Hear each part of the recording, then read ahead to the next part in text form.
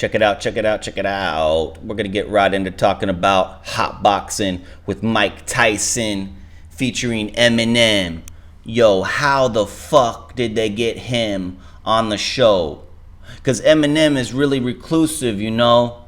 He's reclusive like his mentor, Dr. Dre. So how the fuck did they get him on the show today?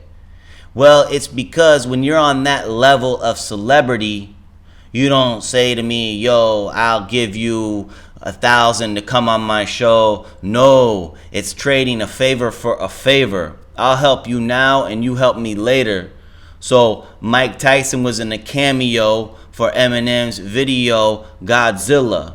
So Eminem is paying him back by, in the same place that they're at the trailer, they also filmed the show Hotboxin for Mike Tyson, right? So that's how they pay each other back when you're on that level of rap or sports music.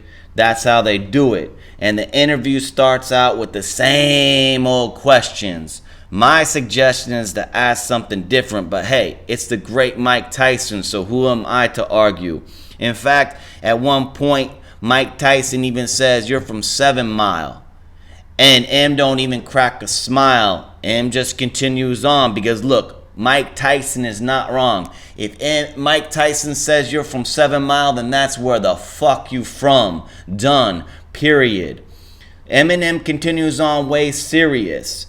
Why? Because you can tell he says, I'm going to be Marshall Mathers in this interview because that's the respect that he has for Mike Tyson, right? Because Mike Tyson is the hip-hop champ. And what Mike meant to Eminem in his life and inspiring people. Mike Tyson even had a role in hip-hop. What other sports star athlete have you seen grace the cover of The Source like Mike was back in the mid-90s, right? Or being in a cannabis video for Second Round Knockout. So Mike's about to take this interview to the next level, right? Because he's like on this high and train of thought, you know. He almost looks like he's about to fall asleep while M's talking, but once he starts talking, that's when the things really get to walking down a deeper path because Mike starts to go back to the old school, in fact, like Sugar Hill and breaking it down of what hip-hop was when he was around it as a kid and then seeing it explode and blow up.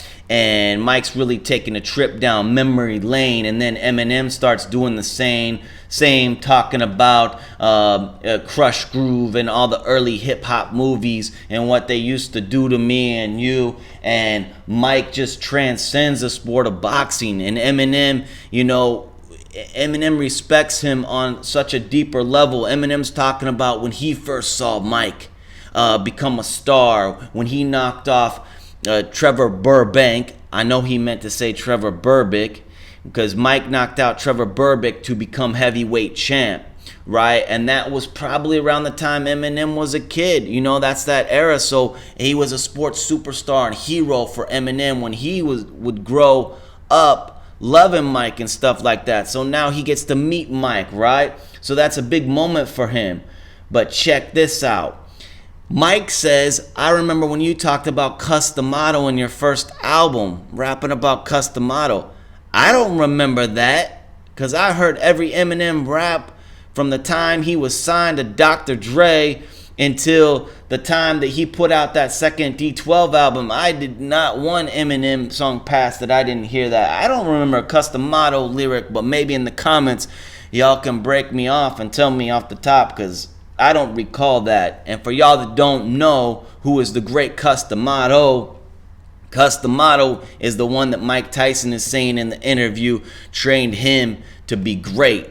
And when Mike Tyson didn't believe in himself, right, it was Customato that told him that he could be great and that he could be a champ and that he could be this and be that. So Eminem fires back with, yo, Proof did the same to me in my rap career. And that's how they're connecting back and forth, because Eminem is making that connection between what Proof did to him and making him believe in himself in rap, and what Customato did to Mike, right? Because Customato made Mike believe in himself. And then they're talking about how it ain't about wealth. It ain't about that, but it's about belief in self, because they were told they were nothing at one time in their lives when they were coming up. So that pushed them and stuff to rise to the top.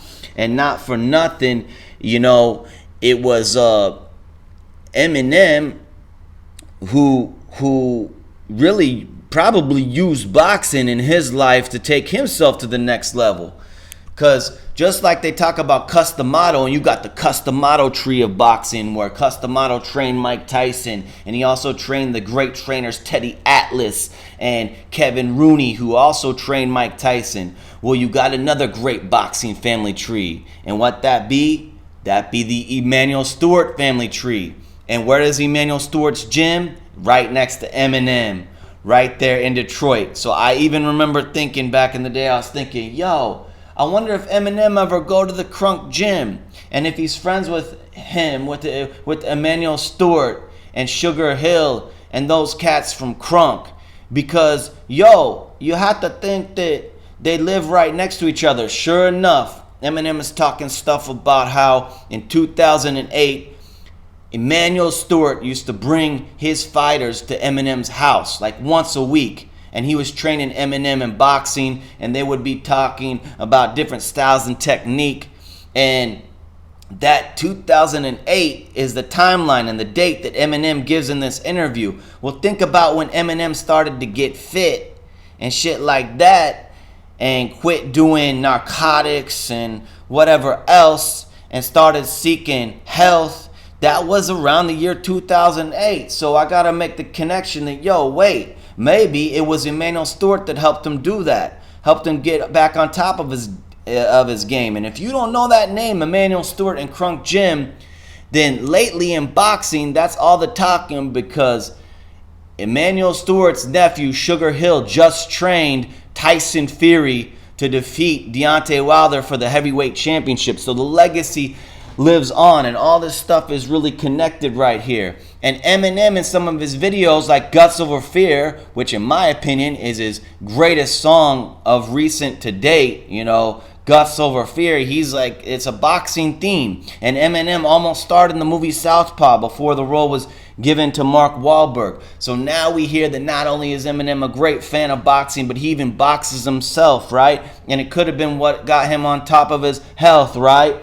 And so then that part of the conversation is beautiful. You know, M is kind of really straightforward and serious, and curious to talk about Mike. But Mike is taking the conversation to a next level, right? Because Mike's on that high. He's riding that trip, you know, to a place that some of us will never exist, you know. And then people are pissed that Evan had to cut the show at the end when they were still talking. But you don't know who's walking up in the background. They got a shoot to do, a video shoot to do. So that could have been Mike's agent, that could have been M's agent, and they're saying this, yo, cut the show. So that's when they had to end the show, right? And I got to cut the show now too. But it's been nice talking with you.